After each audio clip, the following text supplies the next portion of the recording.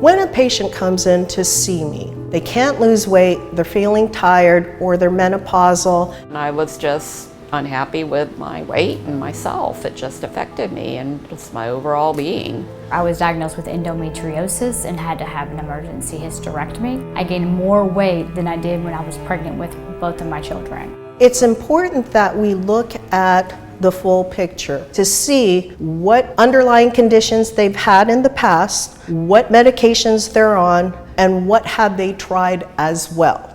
I would go to work out, I would do all kinds of diets, and the weight just wasn't going anywhere. This is where it helps for them to hear how I can connect the dots as far as why this is happening. The good news about the treatments that they have here, they're not extreme, they're all tailored for your body and really maximizing your metabolism, your own body chemistry to make it so that you can heal well, recover well, and feel a lot better. I tried the age rejuvenation process. The program turned out to be phenomenal. I used the Semaglutide and was able to lose 26 pounds. I lost 28 pounds, all thanks to age rejuvenation.